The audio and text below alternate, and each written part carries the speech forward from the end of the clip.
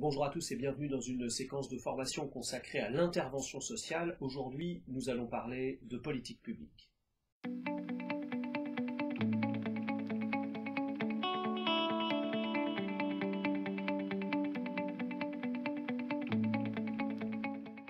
Les termes d'exclusion, d'insertion sont des termes qui ne vont pas de soi. Ils ont été intégrés progressivement dans le vocabulaire des politiques publiques et ils ont pris progressivement la signification qu'on leur connaît aujourd'hui. Afin d'en saisir la signification et les enjeux, je vous propose un petit détour historique préalable. La fin du XIXe siècle et la première moitié du XXe siècle marquent l'arrivée des lois sociales dont le but est d'inscrire dans la législation des mécanismes de lutte contre la pauvreté plus efficaces et moins arbitraires que l'aumône.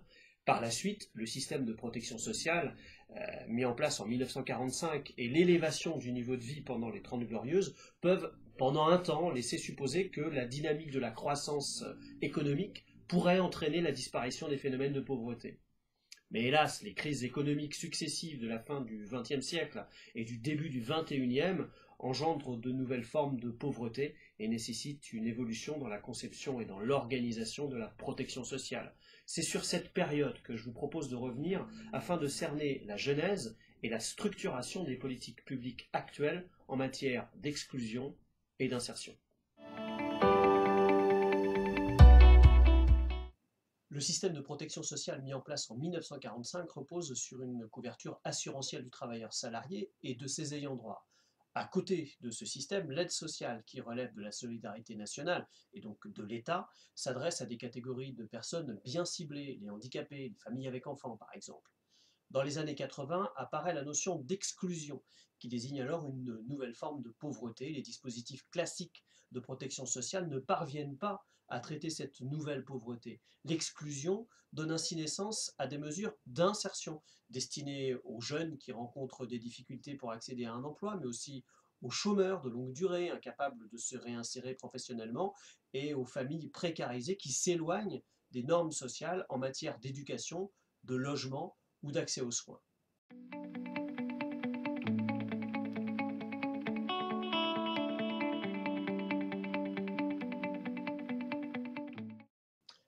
Au début des années 80, avec l'augmentation du chômage et notamment du chômage de longue durée, la notion d'exclusion désigne une nouvelle pauvreté que les politiques sociales érigées après la Seconde Guerre mondiale ne parviennent pas à juguler.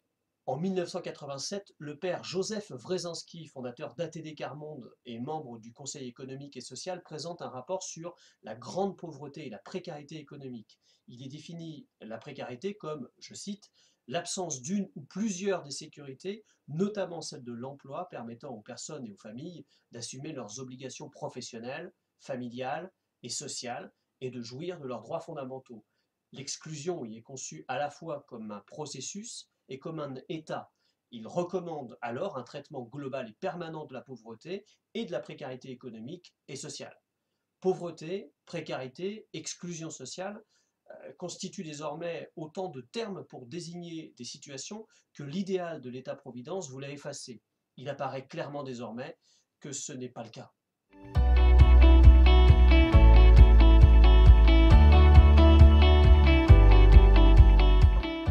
Cette prise de conscience avait commencé quelques années auparavant.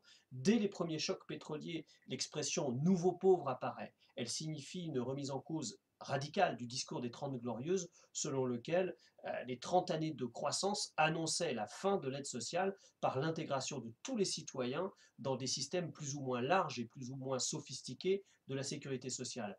Malheureusement, la lente installation du chômage de masse fait naître des situations inédites de pauvreté. Dès 1984, les États européens s'entendent sur une définition de la pauvreté. Sont pauvres les personnes dont les ressources matérielles, culturelles et sociales sont si faibles qu'elles sont exclues des modes de vie minimum acceptables dans l'État membre où elles vivent. La pauvreté est ainsi envisagée d'une façon beaucoup plus large que la seule évaluation du revenu monétaire. En France, la pauvreté monétaire est évaluée d'un point de vue relatif en mesurant les inégalités. La pauvreté est définie par un niveau de vie inférieur à 60% du niveau de vie médian, le niveau de vie étant lui-même calculé en divisant le revenu disponible d'un ménage par le nombre d'unités de consommation qu'il compose. L'INSEE fournit également un indicateur de pauvreté absolue fondé sur des normes de consommation en deçà desquelles une personne ne peut vivre décemment. La fixation de ces normes repose sur l'examen poste de consommation par poste de consommation des quantités minimales qui doivent être consommées. Selon cet indicateur, la pauvreté touche 8% de la population. Enfin, la pauvreté en conditions de vie est évaluée via les difficultés matérielles rencontrées par les ménages, c'est-à-dire le nombre de privations auxquelles le ménage déclare être confronté parmi un ensemble pris en référence. Et dans cet ensemble, il y a le fait, par exemple, de ne pas pouvoir financer une semaine de vacances, les retards de paiement, l'absence de système de chauffage, etc. Cette pauvreté concerne 12,7% des ménages et pas nécessairement les mêmes que les ménages pauvres du fait de la faiblesse de leurs revenus. Ainsi, les multiples dimensions de la pauvreté sont reconnues et apparaît parallèlement la notion d'exclusion sociale. Cette notion d'exclusion sociale traduit la non-réalisation de certains droits pour des membres de la société.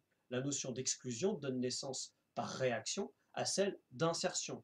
Une politique globale visant à garantir des droits aux individus touchés par la pauvreté se met en place. Avec la progression des phénomènes de pauvreté, une politique spécifique de lutte contre l'exclusion se structure progressivement. Les politiques d'insertion qui s'institutionnalisent dans les années 80 comprennent deux volets principaux, la lutte contre la pauvreté d'une part et l'accès à l'emploi d'autre part.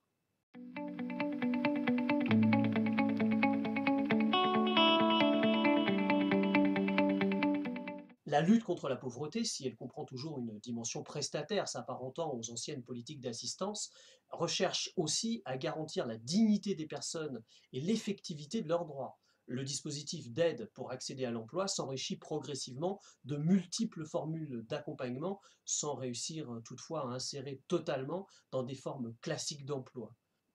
Un discours se développe alors dans le débat politique et dans l'opinion publique. Les politiques d'insertion se voient reprocher de poursuivre des objectifs inconciliables et d'écarter finalement leurs bénéficiaires des formes de sociabilité de droit commun. La mise en place du revenu de solidarité active, le RSA, en 2009 se veut une réponse pour tenter de concilier les deux volets des politiques d'insertion. La lutte contre la pauvreté constitue un élément majeur des politiques d'insertion. Jadis politique d'assistance, la lutte contre la pauvreté s'est transformée en lutte contre l'exclusion. Il ne s'agit plus de préserver la société contre les conséquences redoutées de la pauvreté, mais de garantir des droits aux individus touchés par la pauvreté.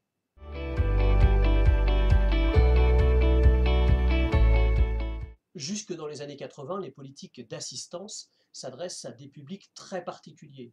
Les premiers minima sociaux visent à compléter les ressources des personnes qui ne sont plus en capacité de travailler et qui n'ont pas pu acquérir suffisamment de droits sociaux. C'est le cas du minimum vieillesse créé en 1956.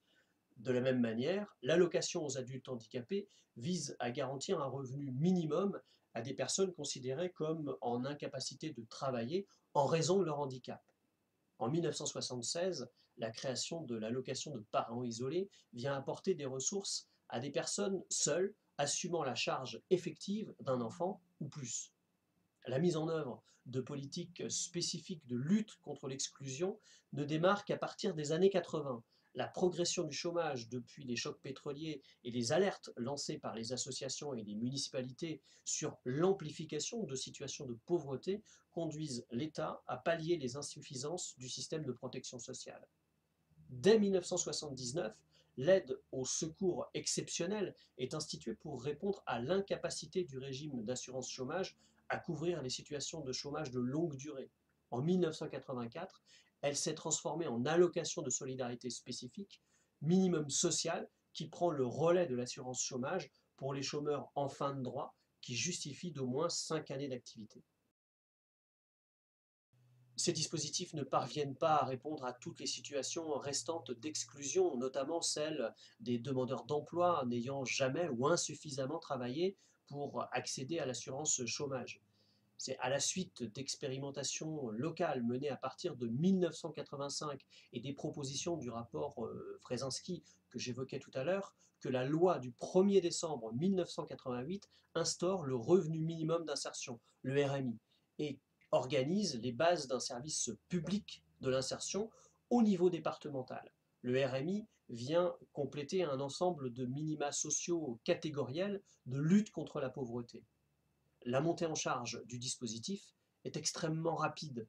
On compte 407 000 bénéficiaires dès la fin 1989, révélant ainsi des populations jusqu'alors inconnues des services sociaux et exclues de fait ou de droit de toutes les formes de protection sociale jusque-là. Néanmoins, la politique de lutte contre l'exclusion ne se résume pas à l'attribution d'un revenu minimal. Elle entend garantir des droits. La loi du 31 mai 1990 consacre le droit au logement et dispose que garantir le droit au logement constitue un devoir de solidarité pour l'ensemble de la nation. Elle institue deux outils, le plan départemental pour le logement des personnes défavorisées et le fonds de solidarité pour le logement. Ces deux dispositifs sont chargés d'opposer un dernier rempart contre l'exclusion liée au logement. Cette loi de 1990, la loi Besson, fixe une obligation de moyens. Elle est ensuite profondément modifiée par la loi du 5 mars 2007 instituant un droit au logement opposable qui crée une obligation de résultat. Il s'agit désormais de trouver un toit à ceux qui n'en ont pas.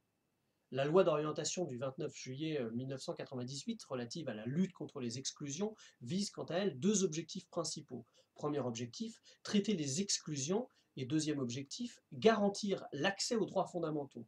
Son article 1er précise « La lutte contre les exclusions est un impératif national fondé sur le respect de l'égale dignité de tous les êtres humains et une priorité de l'ensemble des politiques publiques. » La loi affirme la diversité des processus d'exclusion qu'elle veut combattre et elle couvre un champ incluant l'emploi, la formation, le logement, la santé, l'éducation, la culture, la protection sociale, le surendettement, la citoyenneté, le sport, les vacances, les loisirs et même les transports. La loi d'orientation est complétée par la loi du 27 juillet 1999 relative à la couverture maladie universelle, la CMU, qui instaure un droit au remboursement des dépenses de l'assurance maladie et qui vise à garantir l'accès aux soins. Enfin, la loi du 18 janvier 2005 de programmation pour la cohésion sociale met en place un plan de cohésion sociale visant à agir sur l'emploi, le logement et l'égalité des chances. La lutte contre l'exclusion s'impose également comme un thème majeur de la politique sociale de la communauté européenne. Lors d'un Conseil européen, celui de Lisbonne, en mars 2000, les États membres décident de coordonner leur politique visant à combattre la pauvreté et l'exclusion sociale sur les bases d'un processus d'échange et d'apprentissage mutuel. Des objectifs et des indicateurs communs sont définis et chaque État membre élabore un plan national d'action pour l'inclusion sociale.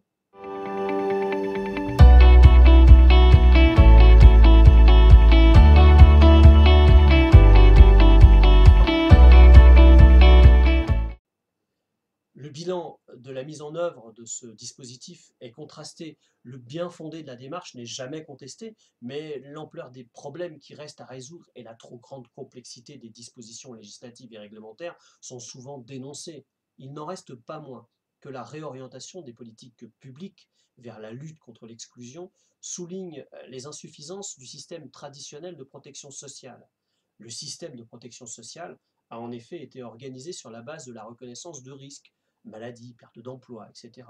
Risque pour les personnes ayant ou ayant eu une activité. Fondé sur des bases professionnelles, le système de protection sociale n'a pas su répondre à des situations telles que le chômage longue durée. La sécurité sociale devait permettre de prévenir et à défaut de réparer les problèmes sociaux. Avec la progression de la pauvreté, de nouvelles prestations ont été créées pour compléter le système général faisant évoluer la protection sociale vers une approche des risques sociaux en termes individuels. La lutte contre la pauvreté est ainsi devenue un nouveau pan de la protection sociale aujourd'hui assise sur la citoyenneté et non plus sur la seule activité professionnelle.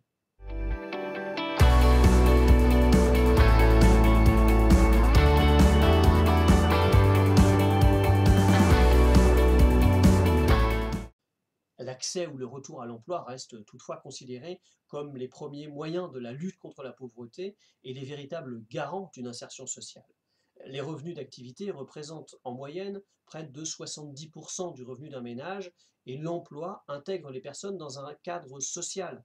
À cela s'ajoute le fait qu'avoir un emploi aide à trouver un logement et donne parfois accès à d'autres droits comme l'accès à des régimes complémentaires de santé et de retraite. Les politiques publiques privilégient donc l'insertion professionnelle à une situation de non-emploi qui pourrait fournir à la personne le même niveau de ressources, mais qui ne l'intégrerait pas dans la société. Les dispositifs de lutte contre la pauvreté, et notamment les minima sociaux, sont ainsi limités pour ne pas concurrencer l'accès à l'emploi.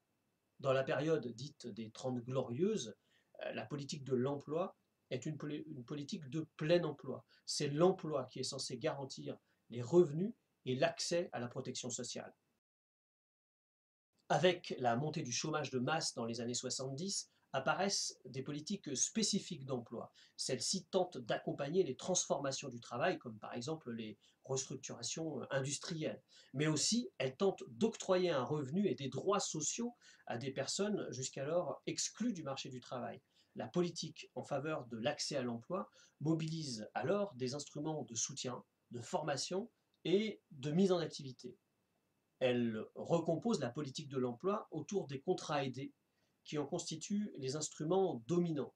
Les dispositifs mis en place s'articulent autour de trois logiques. Améliorer les capacités d'insertion par des stages de formation, favoriser l'embauche par des contrats aidés et créer des emplois d'intérêt général et d'insertion.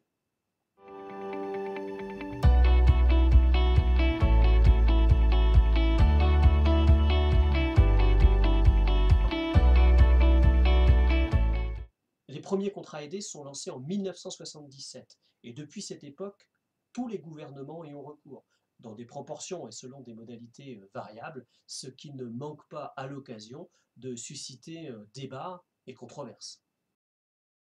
Ces différents contrats ont tous le même objectif, favoriser l'insertion professionnelle des personnes à la recherche d'un emploi avec, à terme, l'obtention d'un emploi classique et durable.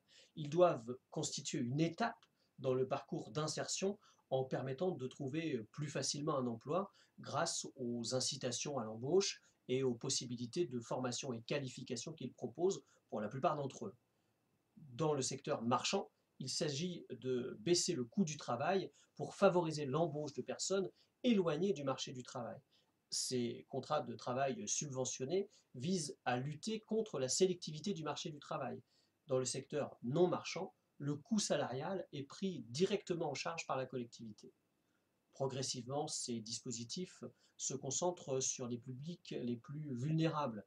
La multiplication des formules, l'instabilité réglementaire des différents contrats et la sédimentation des dispositifs sont souvent pointés du doigt. L'ensemble est alors revu par la loi de programmation pour la cohésion sociale du 18 janvier 2005.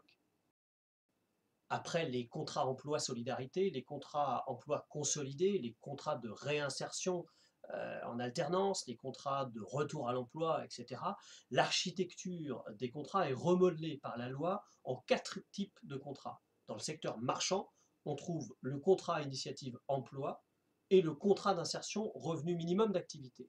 Dans le secteur non marchand, on trouve le contrat d'accompagnement dans l'emploi et le contrat d'avenir. Malgré cette simplification, la Cour des comptes souligne en 2006 la complexité des contrats aidés de la politique de l'emploi. À la suite du Grenelle de l'insertion, la loi instaure dès 2010 un contrat unique d'insertion en s'appuyant sur deux modalités, l'une dans le secteur marchand et l'autre dans le secteur non marchand. Il s'agit respectivement du CIE et du CAE. Les différentes évaluations réalisées sur ces différents contrats pointent des zones de dysfonctionnement. Dans la plupart des cas, en effet, l'embauche aurait eu lieu même sans subvention de l'emploi, celle-ci ne permettant que d'orienter l'embauche vers un public prioritaire et de modifier l'ordre dans la file d'attente. Par ailleurs, la limitation de leur durée conduit à ce que la fin du contrat ne coïncide que très rarement avec l'assouvissement des besoins du bénéficiaire. La complexité du système qui s'est progressivement constitué aboutit à des cloisonnements en fonction des publics. Au final, les contrats aidés servent d'ajustement conjoncturel aux politiques de lutte contre le chômage. Un rapport sénatorial révèle en outre que les contrats aidés du secteur non marchand, nettement plus subventionnés que ceux du secteur marchand, ont un impact plus immédiat et direct sur les chiffres du chômage. En revanche, le CIE favorise davantage l'accès des bénéficiaires à l'emploi non aidé et à des contrats de travail durables. Les bénéficiaires de contrats aidés en secteur non marchand sont dans une situation beaucoup moins favorable à l'issue de leur contrat.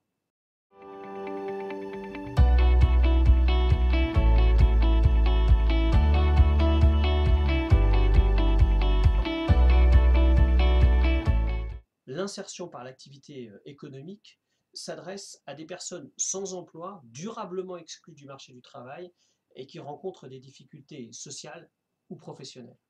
Ces personnes sont orientées vers des structures dont l'activité est précisément l'insertion sociale et professionnelle. Ce sont les entreprises de travail temporaire d'insertion, les entreprises d'insertion, les associations intermédiaires, les ateliers, les chantiers d'insertion. Toutes, elles signent une convention avec l'État déterminant les conditions d'exercice de l'activité et le type d'aide qui leur est fournie. Subvention, aide directe au poste ou allègement de charges. La loi du 29 juillet 1998 relative à la lutte contre l'exclusion marque une étape importante dans la reconnaissance et la clarification de l'insertion par l'économique. Elle crée un cadre juridique général pour l'ensemble des structures. Ce cadre repose sur trois principes: un conventionnement de toutes les structures d'insertion avec l'État, un agrément préalable des publics éligibles par la NPE, puis plus tard par Pôle emploi, et un pilotage local du dispositif par un conseil départemental de l'insertion par l'économique. La loi de programmation pour la cohésion sociale de 2005 réaffirme le rôle de l'insertion par l'économique dans la lutte contre l'exclusion et le chômage et lui accorde des moyens renforcés. Enfin, un plan de modernisation présenté en 2008 entend replacer l'insertion par l'activité économique au cœur des politiques d'emploi en faveur des personnes durablement éloignées du marché du travail. Ce plan comprend trois volets principaux. Premièrement, redynamisation des conseils départementaux de l'IAE. Deuxièmement, rénovation du conventionnement des structures de l'IAE en cohérence avec les objectifs de performance de la LOLF. Et enfin, homogénéisation des financements par les différentes structures.